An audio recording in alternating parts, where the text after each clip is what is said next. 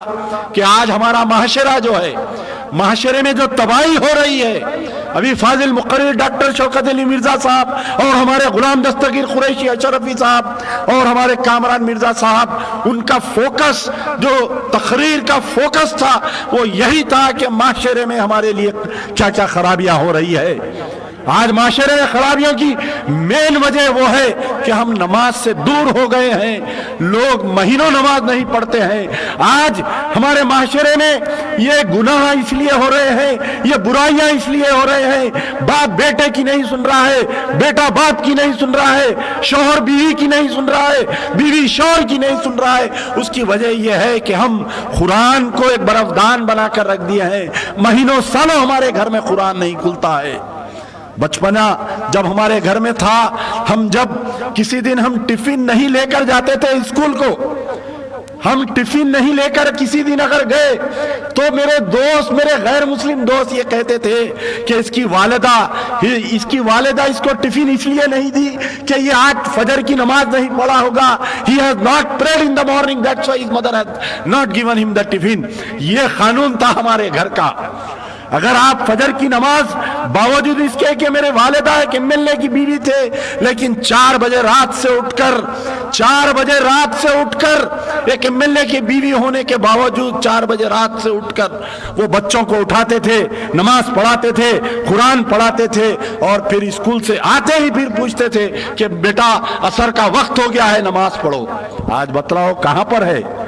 اماں what's app میں، باوا Instagram پہ، گھر کا بڑا فیس بک پہ، منجلا یوٹیوب پہ، اور کوئی بچ گیا تو انہیں ٹویٹر پہ۔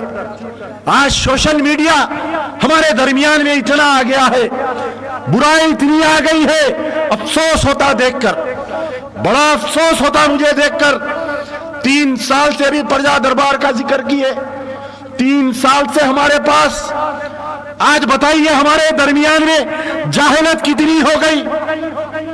حضور اکرم صلی اللہ علیہ وسلم کا دور یاد کریے کہ جب کوئی لڑکی پیدا ہوتی تھی تو زندہ دفنا دیا جاتا تھا۔ اللہ نے حضور اکرم صلی اللہ علیہ وسلم کی آمد ہوئی اور وہ ظلم ختم ہوا۔ آج جو لوگ کہتے ہیں خواتین کے حقوق کے بارے میں کہتے ہیں، تو قرآن کو ترجمے سے پڑھو۔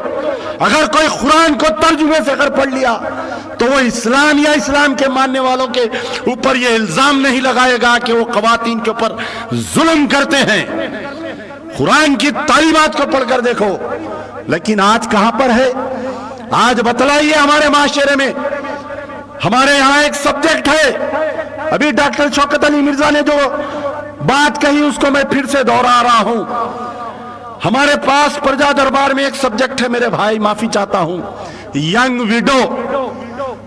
20-30 سال کے درمیان میں ہر گھر میں ایک بچی بیٹھی ہوئی ہے، ہر گھر میں جوان بچی بیٹھی ہوئی ہے، اس کے ساتھ ظلم ہو رہا ہے۔ کوئی ہے تو بتلاؤ بولنے والا؟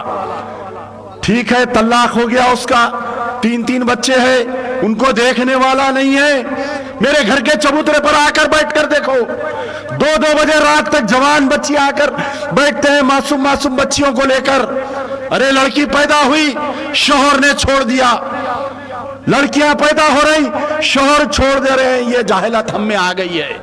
یہ جاہلت کی وجہ کیا ہے؟ کہ ہم قرآن سے دور ہو گئے، ہم نماز سے دور ہو گئے۔ آج ٹھیک ہے، بات وہاں تک ٹھیک ہے کہ کسی نے طلاق دے دیا، کوئی خلا لے لیا، یہ بات وہاں تک ٹھیک ہے۔ لیکن آج ہر گھر میں ایک جوان بچی ایسی بیٹھی ہوئی ہے، اس کے ساتھ وہ ظلم ہو رہا ہے کہ خدا را اب بتاؤ کیا ہمارے پاس زلزلہ نہیں آئے گا تو کیا آئے گا؟ نہ تو اس کو خلا دیا جا رہا ہے، نہ تو اس کو طلاق دیا جا رہا ہے۔ جب یہ مسئلے آتے ہیں، میں فون کر ان کے شوہر کو پوچھتا ہوں تو یہ کہتے ہیں کہ ہاں میں اس کو اٹکا کے لٹکا دوں گا میں۔ ارے جب خدا کا خیر تجھ پر پڑے گا، جب خدا کا خیر، خدا تجھ کو دوزخ میں جب الٹا لٹکائے گا تو کون آئے گا بچانے؟ بتلاؤ، یہ وہی تیری شریک حیات آئے گی تجھ کو بچانے کے لیے۔ آج کتنی ناانصافی ہو رہی ہے خواتین کے ساتھ۔ سر میں جتنے بال ہے اتنے تنظیمہ ہے، اتنے دفتر ہے۔ آج بتلاؤ کسی کے پاس فیملی کاؤنسلنگ سینٹر ہے کیا؟ بتاؤ۔ میں بار بار ہر جلسے میں، ہر تقریر میں فیملی کاؤنسلنگ سینٹر کے بارے میں بات کرتا ہوں۔ شرم آتی ہے، کبھی پولیس کمشنر آفس کے پاس جاتا ہوں، کسی کام سے 150-200 برقعے بیٹھے ہوئے رہتے ہیں، اماں مسئلہ کیا ہے؟ میری بچی کے ساتھ ظلم